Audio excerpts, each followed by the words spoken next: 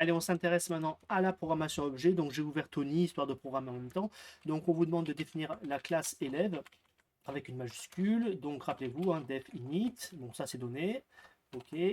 Donc, premier paramètre, self. Ensuite, nom avec une majuscule. Prénom avec une majuscule. Note 1 avec une majuscule. Note 2 avec une majuscule. Et note 3 avec une majuscule aussi. Hop, 2 points. OK. Donc, là, c'est ma classe. Euh, alors, comment je fais pour... Bon, je mettrai rien du tout, comme ça, pour l'instant. Et ensuite, c'est def moyenne. On me dit comme paramètre, c'est self. 2 points, je n'ai rien du tout. OK. Alors, première question, il faut compléter cette classe. Donc, ce qu'on veut, je pense que ça, c'est le nom, le prénom de l'élève. Ensuite, c'est ses notes. Il a 3 notes, OK, à 3DS, note 1, note 2, note 3. Donc, il faut stocker ça dans un objet. D'accord? Chaque objet, c'est un élève avec un nom, un prénom et 3 notes. Alors, on va commencer par la question 2A ici. Définir l'élève 1 qui s'appelle Ada Lovelace et qui a obtenu les notes suivantes 18, 19 et 20. Elle est forte, Ada. Donc, on va appeler ça élève 1 égale. Donc, comment je fais pour construire un objet? Ben, j'appelle la classe et je mets en argument, ben, pas self, mais je mets 1, 2, 3, 4, les 5 arguments qui sont demandés derrière. Ok, les 5 arguments, c'est nom, prénom, note 1, note 2, note 3, dans cet ordre-là. Donc ici, Ada pour le... non, c'est Lovelace. Lovelace pour le nom. Ada pour le prénom. Première note 18, deuxième note 19, troisième note 20. Et Ada Lovelace, c'est quel type de données? Le nom ici que je mets Lovelace, on est d'accord, c'est une chaîne de caractères. Et pareil pour Ada. Ok, donc voilà comment je crée l'élève Ada Lovelace qui a eu 18, 19 et 20. Et ensuite, il faudra compléter pour la moyenne. Ok. Donc maintenant, comment je fais pour l'instant, élève 1, je l'ai créé, ok, mais il n'y a rien qui est sauvegardé. Ce que je veux dire, c'est que là, c'est tout vide pour l'instant. Alors, comment on fait pour sauvegarder les choses, les valeurs dans un objet? Ben, on met self. Le nom, par exemple, et on met le nom qui a été mis en argument. Regardez bien, le nom qui a été mis en argument, il s'appelle nom.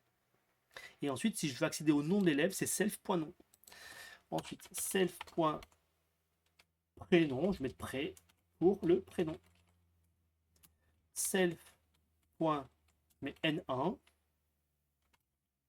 pour la note 1. Self.N2 pour la note 2. Et self.N3 pour la note 3.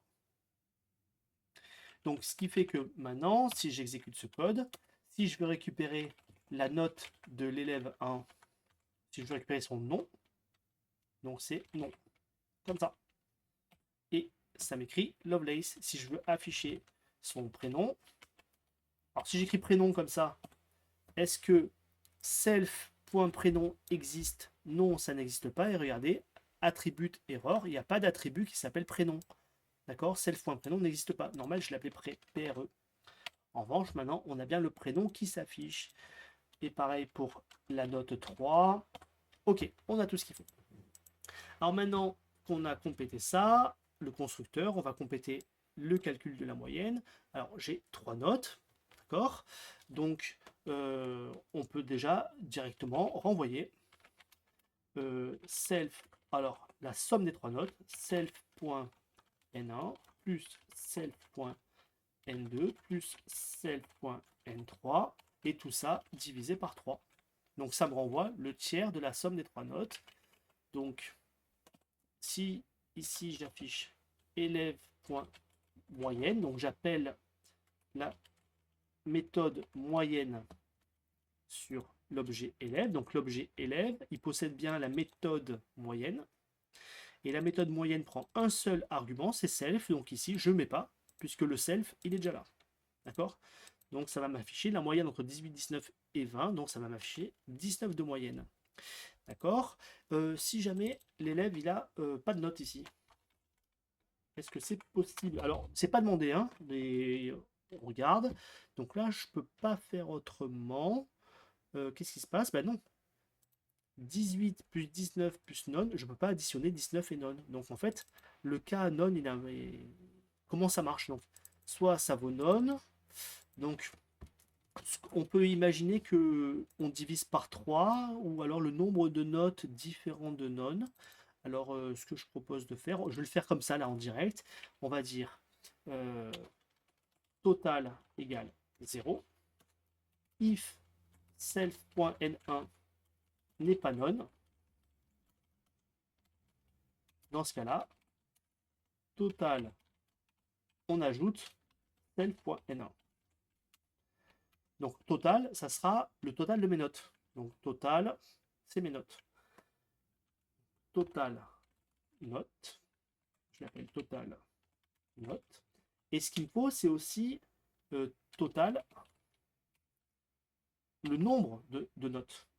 Donc pour l'instant, j'ai 0 note. Et ici, le nombre de notes, il augmente de 1. Donc j'ai une note de plus. Ce qui fait que là, ici, je ne vais plus diviser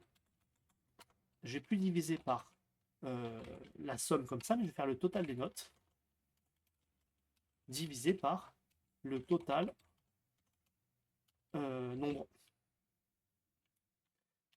D'accord? Donc là, ici, quand je fais ça, ça le fait que pour la première note, c'est 18. Donc j'ai bien 18 divisé par 18, donc divisé par 1 en fait. Ok? Donc, ce que j'ai fait ici, je le fais pour la deuxième note. Si self n2 n'est pas non, dans ce cas-là, tu ajoutes n2. Et tu as une note de plus pour calculer la moyenne. Ce qui fait que cette fois-ci, comme 18 n'est pas non, note, il vaut 18. Comme 19 n'est pas non, bah, maintenant le total c'est 18 plus 19. D'accord? Et le nombre de notes, on a eu plus 1, donc le nombre de notes vaut 2, donc on va diviser par 2. Donc la somme des deux divisé par 2, on aura bien 18,5. Ok? Et maintenant, je fais la même chose pour ma troisième note. Et regardez bien, ici comme c'est non, ben, ça c'est pas fait. Donc cette boucle-là n'est pas faite, et donc j'ai encore 18,5. En revanche, si je mets 20, dans ce cas-là, j'ai bien le 19 de moyenne. Donc là, j'ai fait une version de la moyenne qui s'est adaptée aux notes qui sont vides. Donc pas mettre de notes, mettre non, ben, ça remplace par une note. Alors j'ai un cas problématique, un élève toujours absent. Ça arrive, on l'a déjà vu. Par exemple, des élèves qui viennent pas du tout au troisième trimestre. Voilà. Donc ici, il se passe que quand c'est non, non, non, j'ai une erreur. Est-ce que vous savez voir l'erreur qu'il y a? C'est écrit là. 0 division erreur, on divise par 0. Bah oui, c'est non. Donc, on n'ajoute pas 1. On n'ajoute pas 1 et on n'ajoute pas 1. Donc, en fait, total nombre, il vaut 0. Donc ici, il faut faire un truc du genre if si le nombre total vaut 0, égale 0, dans ce cas-là, on return non. Et sinon, on renvoie, on renvoie le nombre total de notes. Ce qui fait que là, ici, quelqu'un qui a toujours été absent a bien non comme renvoi. Ok, c'est bon pour vous? Allez,